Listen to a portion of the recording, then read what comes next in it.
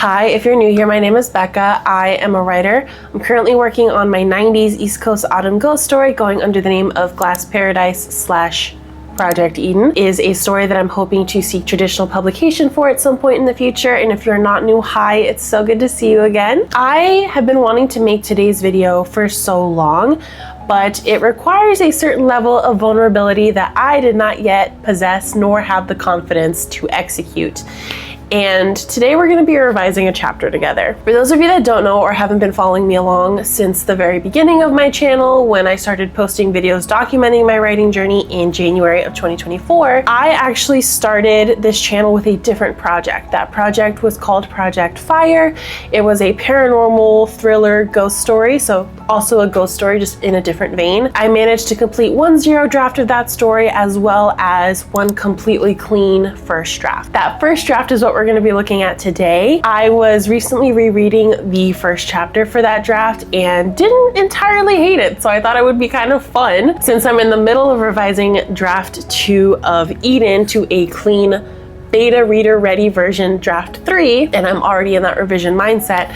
I thought it would be fun to kind of live edit a chapter with all of you. For some context, I do have a background in English. I do have my bachelor's in English. I have been creative writing on and off throughout my entire young adult and adult life. However, I seriously picked it back up, I would say probably 3 or 4 years ago. Eden is not the first book that I have worked on, neither is Project Fire. I have shelved 2 other whips up until that point, but Fire was the first time I was able to finish a manuscript and kind of get over that hurdle. I say that for a few reasons. Number one, as like a disclaimer, but number two, I am not a professional. I am still learning to do this, and I think I will probably always consider myself a student of writing and reading. There is more than one way to edit a book. This is just, I think, the way that I would do it with my personal style right now, while incorporating some of the things that I have learned on a craft level up until this point. I would probably edit this chapter completely differently 5 years from now after I have even more experience under my belt. So the way that I thought that we would do this is I'm actually going to go through and read the first chapter out loud.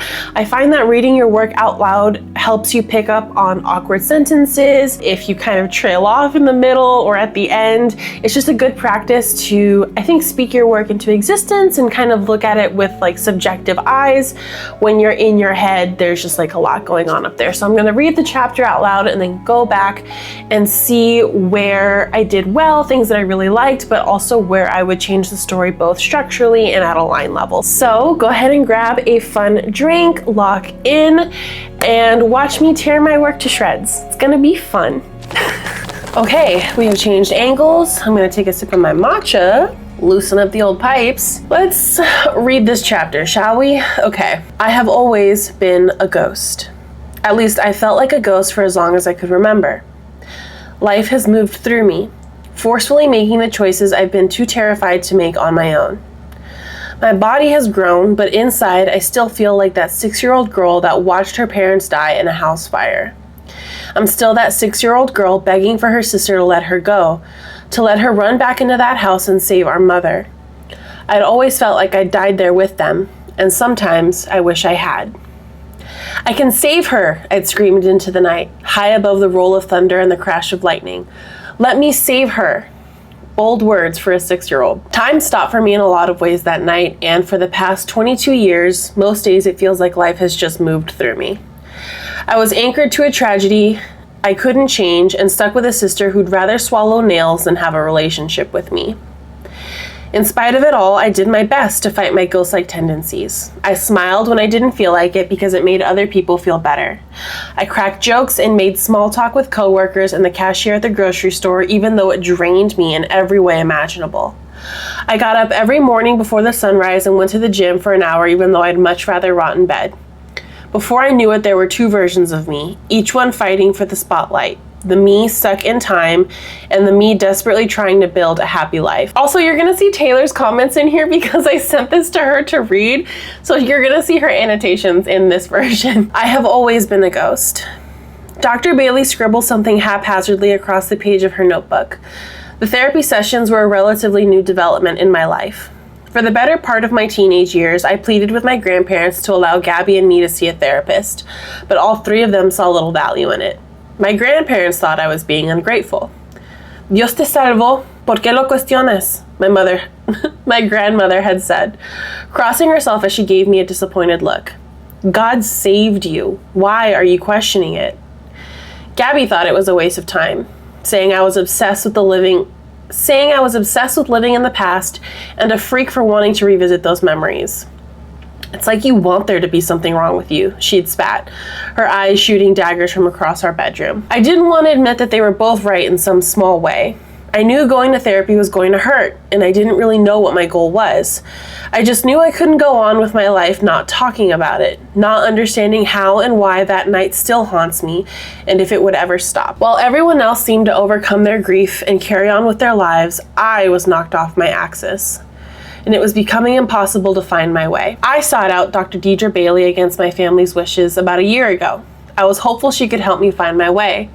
She was young, not much older than I was, but already had 5 years of marriage and 2 children to her name, as evidenced by the slew of family photos peppered around her office. Her strawberry blonde hair was pulled out of her freckled face, her hazel eyes cutting right through me. I remember her sweet but stern tone as she shook my hand at our first session. Perched in her white leather chair, she gestured toward the sofa behind me, inviting me to take a seat. Panic set in with an overwhelming quickness, and all I wanted to do was run out of the room. I convinced myself I'd made a mistake. My throat was frozen shut, my knuckles blanched as I pulled at the hem of my dress, nails digging into fabric and skin. My eyes darted around the dark blue walls, the modern gold sconces, the rustic leather furniture, the floor-to-ceiling bookshelves behind the desk, searching for any reason, reasonable or not, to excuse myself. Dr. Bailey must have noticed and spoke to me with all the sweetness she could muster. "Hello, Veronica," she smiled, and the warmth of it reached her eyes. "How are you feeling?" It was that little flicker of warmth that calmed my nerves and thawed my throat out long enough to start talking. "Nervous," I admitted. But she didn't say anything. Chewing over my answer, she tried to find the right words. Her perfectly lacquered baby pink nails thrummed against the notepad in her lap. I watched her, every part of her immaculately pruned and polished. Her beautiful sage green dress was free of stains or wrinkles, her barely there makeup perfectly accentuating the cut of her cheeks and the length of her lashes. She had money, love, family, and a seemingly successful practice.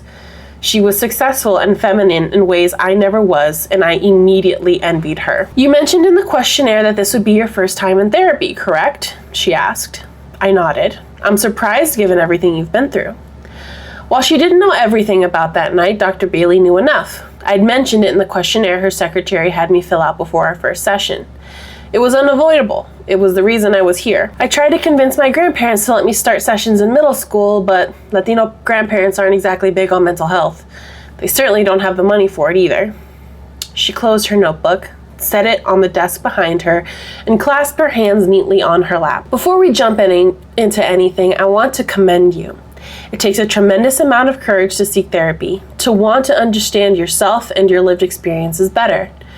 She pauses, assessing my reaction, and is pleased when my shoulders loosen ever so slightly. "This time together is about you, Veronica. We'll talk about what you want to talk about. Nothing more, nothing less. So, with that being said, what would you like to talk about today?" She seems so nice, I think to myself, and that little flicker of warmth burns brighter again. "The accident." It slips out like half a statement, half a question. Dr. Bailey's eyes perk up, questioning. "Are you sure? We can build up to that if you like." "I'm sure," I say, almost interrupting her. If I didn't say it now, I might have lost my nerve all over again. It needs to come out. Another piece of me thaws, and I straighten up as I begin to tell my story. "My father is dead." The words come out hard and fast, matter of fact. A truth I still couldn't wrap my head around. And when he died, I was relieved. I'd never said the words out loud, never allowed myself the ability to accept that truth. To my great relief, Dr. Bailey was unfazed. Everyone grieves differently. Everyone rationalizes death in their own way. You were a child, traumatized by something horrific. It's only natural to have some complicated feelings about the situation. She reassures me. I nod, but she doesn't understand. I'm not sad because my dad was an abusive prick who deserved to die that fire a million times over, but I don't say that part out loud yet. One horrible truth at a time, Vero. Eddie was always mad. mad at me, mad at Mom. He hardly ever spoke to or even looked at Gabby. The fire, I stopped myself, practically choking on the words. Swimming in my ears is my sister's voice. I could see the flashing lights of the fire trucks, police sirens whirling around us, the cold, wet air that burned my lungs. God, everything burned, and Gabby gripping me by my shoulders. I could feel her bony fingers digging into me and shaking me hard until I met her gaze and understood the finality of her words. Say nothing. I'd never felt anything but loyalty for my sister. Despite her cruelty, I'd watched my father drink and yell and destroy our house. I'd watched him scream so loud the walls would shake and my mother would cower into a ball in the corner from the weight of his presence. He'd threatened to leave us all, claimed that we were nothing but leeches, that my mother seduced him into this domestic hell to, quote, bleed him dry. Big talk from someone who couldn't hold down a job. Through it all, Gabby had protected me in some way or another. She'd lock me in our bedroom while Eddie went off on one of his self-righteous tirades. She'd push me so hard on the sidewalk, my hands and knees would bleed, knowing there weren't any Band-Aids in the house, knowing Mom would have to take us to the store before Eddie drunkenly drove home from work. My sister spent her childhood protecting everyone but herself and thinking nobody noticed or cared. But I noticed, and I think she hated me even more for it. Sitting in Dr. Bailey's office was a betrayal of that trust. Keeping the truth of that night a secret was the only pact we ever made. I never knew how to tell my sister I couldn't remember that night very well at all, but something about the crazed look in her eyes as the paramedics ushered her away told me she knew everything. Mom was cooking dinner, I began. Gabby and I were playing separately in the living room, and Eddie had just come home. It was weird because everything was okay. There was no fighting, no yelling. There was quiet, and then there was the fire. Suddenly, there was no Dr. Bailey. There was no office. There was only the fire crawling hungrily towards my feet, our poor little house being lapped by flames so hot they burned blue. They felt cold. I saw my mother charging through the frames like some sort of action hero. She'd scooped me up from the kitchen floor, and I buried my face into her hair, the smell of ash sticking to everything. We were safe. The three of us were safe, and then she did the unexpected. She ran back into the house. That's when I saw it. Saw what? Dr. Bailey's voice rang in my ears, though my vision still swam in seas of fire. Nestled in the doorway was a figure. They didn't scream, didn't run, and made no effort to escape. They just stood there in the entryway in front of the stairs. I squinted hard, trying to see that which teetered between reality and hysteria. I saw the curve of her chest and hips, her sunken chest and cheeks, her skin charred and dripping along the carpet, the bone that refused to turn into ash. I stared into those hollowed out sockets where eyes should have been and felt my stomach heave. I watched my mother burn alive. Admittedly, our recent therapy sessions were significantly less intense, focusing less on the details of that night and more on the mental and emotional ramifications my family had had on me. The burning lady, long ago dismissed as an amalgamate manifestation of trauma and survivor's guilt, has not been a topic of interest in our bi-weekly meetings for quite some time. On this particular day, Dr. Bailey finished whatever note she was scribbling, her pen hovering above paper as she turned her attention towards me. Relating your existence to that of a goat sounds a bit morbid, I laughed, so she wouldn't think I was a complete head case. As much as the stigma around therapy and mental health has lessened, I always felt like I was one secret away from getting myself sent to the psych ward. Helpless, she corrected, which aligns with a lot of what we've been tackling over the last year. Your inability to set boundaries, endlessly seeking your sister's approval, overworking yourself, chasing a sense of stability that might not ever come. Most of that stems from your feeling of helplessness. I'm not surprised, given all you've been through. How do you think we might combat some of that helplessness? This was the part of therapy I hated. We both knew exactly what I needed to do, exactly how and when it needed to be done, and yet when the time came, I'd choke. I know I need to stop caring so much about what other people think, it's just, I balled up the skirt of my dress between my fists. Hard. More like impossible. Dr. Bailey offered a sympathetic smile, and it somehow made me feel worse. Have you thought about taking a vacation? She asked. What for?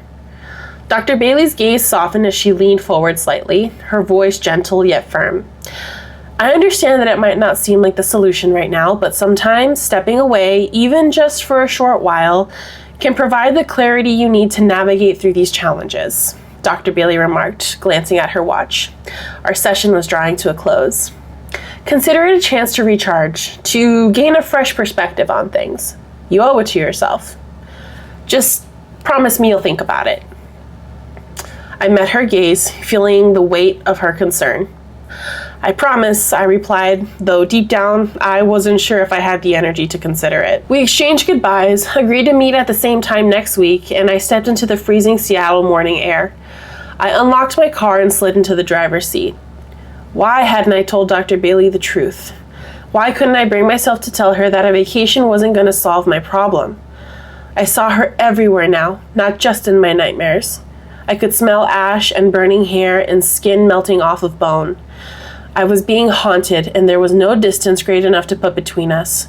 She would follow me to the ends of the earth. She has followed me even in death. My mother, the burned woman. Okay. Initial thoughts upon rereading the chapter. There's a lot going on.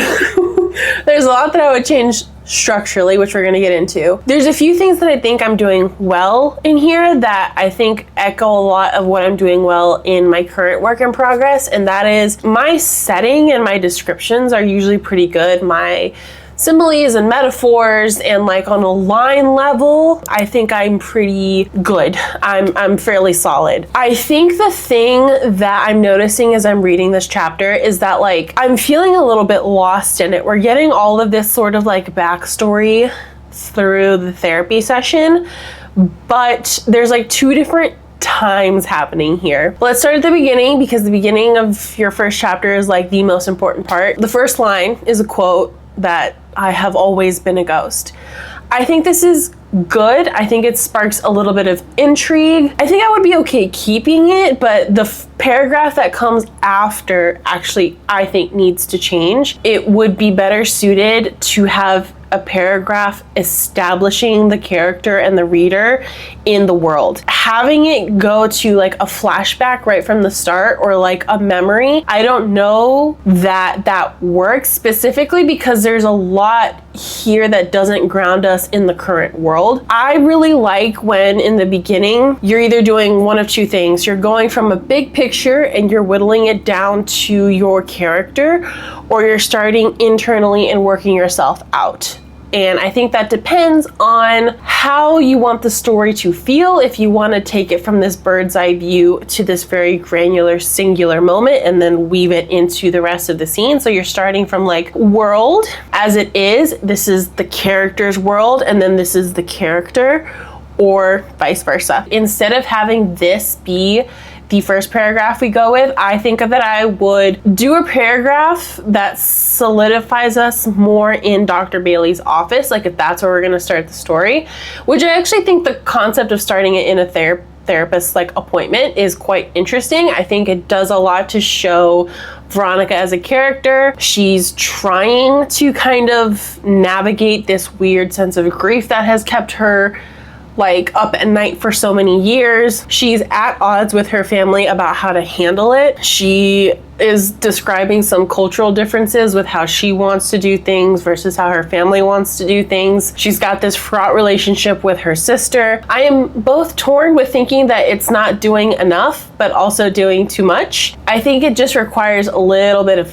tightening. Like I would almost start it somewhere a little bit here with Dr. Bailey already scribbling something and then getting some internality from Veronica about like the anxiety she gets every time her therapist writes something down after Veronica has spoken. There are some bits in this chapter where you see parts of Veronica's character, like she's very envious and also extremely observant. Like she like runs down the list of Dr. Bailey's like temperament, her visuals, like the way she carries herself, how that makes Veronica feel inadequate. So I think having that dynamic in the beginning as opposed to kind of in this first third of the chapter gives us a better sense of Veronica before she starts telling her story, so that when we're in it and we're in the story, Veronica is sort of meant to be this unreliable narrator. And so I think characterizing the way that she second guesses herself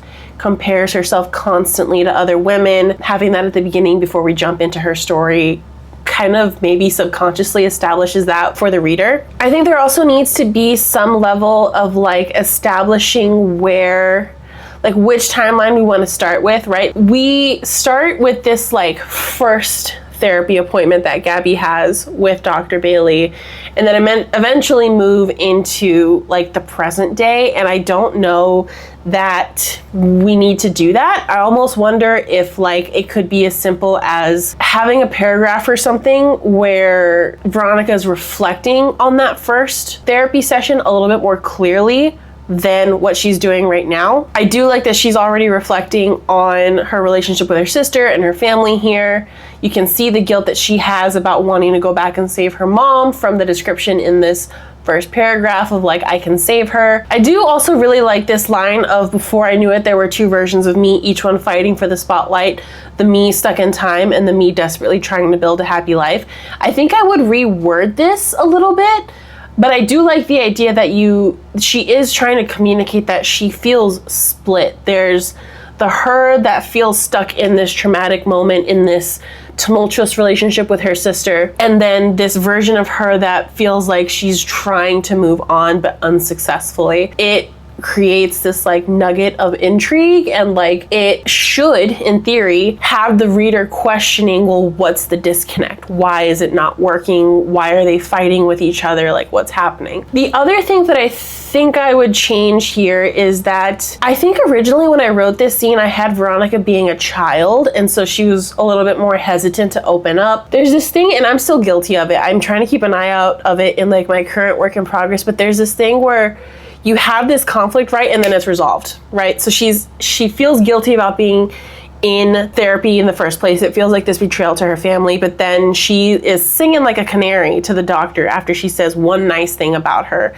Now, if that's part of her character, maybe you could get away with that, but that needs to be very clear. But I don't think it aligns because I just said that she was quite envious of the doctor. If Veronica is going to be this character where she's like nice to your face, but in her head ripping you to shreds, that needs to be a little bit clearer. And that's not the character that I wanted her to be. I wanted her to be this insecure, definitely chasing other people's approval kind of thing, which the doctor mentions like at the end of the chapter. But the switch, her telling the doctor everything after like Veronica just said how much she's like longing for her sister's approval, and she like looks up to her and she doesn't understand why she hates her so much, and like this was the only pact that they ever made together, was that they promised not to tell anybody about it, but Veronica is telling her doctor about it. That needs to be reconciled with a little bit. We need to kind of get in there a little bit and understand like, how does that make sense? Like, which I don't think it does. So then I would have to like play around with if that's the case, and I want to keep that element of like Veronica is honoring that pact to her sister, then maybe she's not going to the therapist. Maybe she's not going to a doctor. Maybe she's not taking care of herself.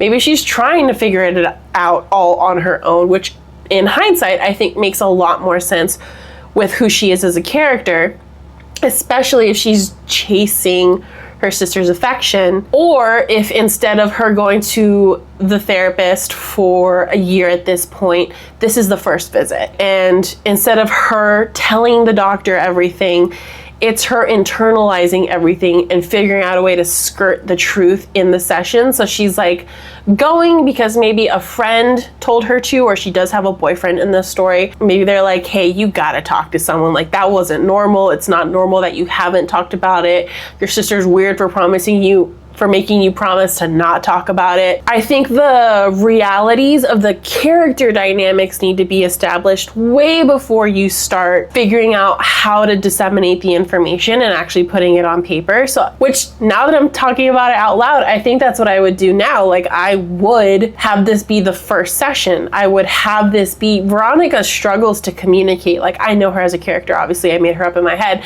but like the difficulty that she has navigating her relationships comes from an inability to communicate. Having her go to the doctor's appointment feeling like she's betraying her sister by going but not actually telling everything but internalizing everything so that the reader has that connotation might be a more interesting dynamic. It might paint a better picture of her characterization, and it might set up the reader's expectation of her as a character like a lot better than what I've got going on right now. I think as well, when it comes to the father and the way that the father is talked about, Eddie, my intention for having Veronica refer to her father as Eddie is like, I know a lot of people that do that with their fathers when they're just like, I don't want to acknowledge him as my father. It's just this man that had a hand in my creation, and calling them by their first name is sort of that level of separation. But I worry that it's actually a little bit confusing. So I might like add a line or something to clarify, like I do this in a way of like separating myself from this person. I do find like this little section here of, she reassures me, I nod, but she doesn't understand. I'm not sad because my dad was an abusive prick who deserved to die in that fire 1,000,000 times over. But I don't say that part out loud yet. One horrible truth at a time, Vero. I would probably get rid of this. Save those internalization thoughts for when they really, really matter. I would probably get rid of that. I like the, but I don't say that part out loud yet. I would probably refine this line a little bit. Like, I don't think 1,000,000 times over needs to be there. I get the intent that it's trying to execute, but it makes the line sound a little bit clunky and a little bit cluttered. I think when I read this the first time, I said, I'm not sad because my dad was an abusive prick who deserved to die in that fire. I think I would reword this to just say, she doesn't understand. My father deserved to die in that fire. Like, my problem is I tend to overwrite at the line level a little bit. So like, and this is why it's good to read things out loud, because then you can understand where you can kind of cut away the fat of your sentences. I overwrite and over-explain on a line level sometimes, because when I go through and do a line level edit, I have every essence of what I want the emotion to be in that line, and then in the line edit, I refine it. I'm like, okay, I'm saying these 2 words, is there one word that does the job? There's some parts of the dad that I think we can save until later, like probably. I think, again, one of the other things that works well in this chapter is that the visualization of what happened that night, I think the vignettes that I'm trying to paint are clear. I'm doing them a little bit of disservice, jumping around all over the place in the chapter between the past and the present, and I don't really think I give them too much time to breathe. So I think I would probably refine where I have what. I think in terms of actually disseminating information about the accident, there's enough here that I like, if we're gonna be literal and just lay it out for the character. But now I'm questioning, like, if we pull back on some of this and have it revealed little by little and through action instead. In chapter 3, there's a dinner party that Veronica is supposed to help get ready at her and her boyfriend's new apartment. Maybe when she's cooking and she has to turn on the fire, which I have this in an early chapter, but I think I would maybe move this a little bit closer. She's afraid of the stove because of the fire. Like, she has an immense aversion to fire, to flame. Like, how is that hindering her? How is this experience and the trauma of this experience hindering her day-to-day life? And that's something that I think should be really apparent from like the beginning. I also think that the final paragraph and the final image is solid. I think that I would want it to end there, but I think the way that we get there should be refined a little bit, as I've mentioned up until this point. But I really like the reveal of her mother being this thing that has haunted her all of her life. I think that if I do the rest of the chapter justice, it creates even more intrigue of like, okay, well, she's guilty about not going back and saving her mom, and now she's seeing her mom everywhere out of guilt. That's what I want you to believe by the end of this chapter. I think that the imagery is really strong. It's very striking, and I'm very proud of that. I would change a little bit how we got to that point by the end, so that the end has a lot more weight behind it because of everything that came before it. So I just want to say that even though I think that these changes would help strengthen this chapter, it would still need a lot of work, and it depends on if you're editing what exists or if you decide to draft something completely new. So I just want to say that even though this is how I think I would edit the chapter from like a developmental perspective, you would still need to go back in and do a lot more edits. For Eden, the first lines and first paragraph that I have for that project, It took me, I spent 3 hours on the first 2 lines, which sounds ridiculous, but I'm so proud of those lines. And the first paragraph took me about a day of just revising and cutting and rewording and redoing it. And that is, to this day, the part of the book that I'm still the most proud of, especially for this like draft 3 / whole revision process. And I know it's still not perfect.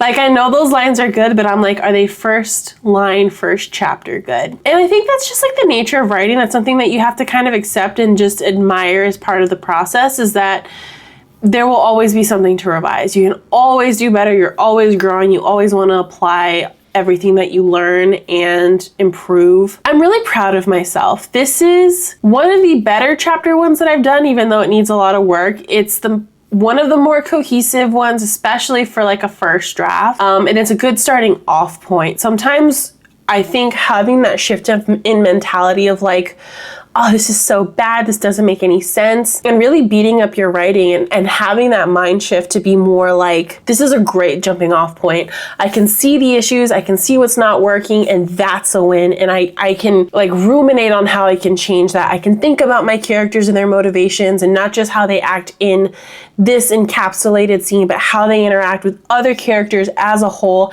how those relationships influence their actions, like my main character's actions, and therefore informs the way that this scene would actually play out.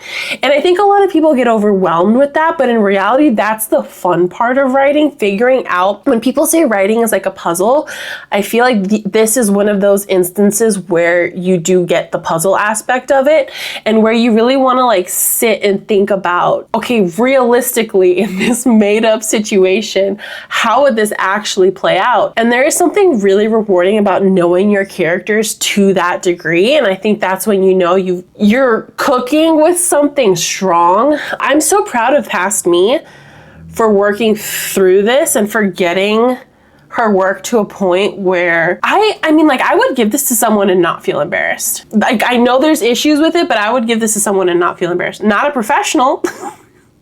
But like, I would give it to like a beta reader or something and see what they had to say, see how it made them feel, what worked, what didn't work. That is everything that I have for this week's video. I hope you guys enjoyed. This was kind of fun. And honestly, it's so fun to talk about your work, good, bad, or ugly. I love getting feedback. I love knowing how people react to my work, what I could do to make it better. Is there anything that stood out to you? Was there a line that you liked or something that didn't make sense? Like, it's all helpful to me.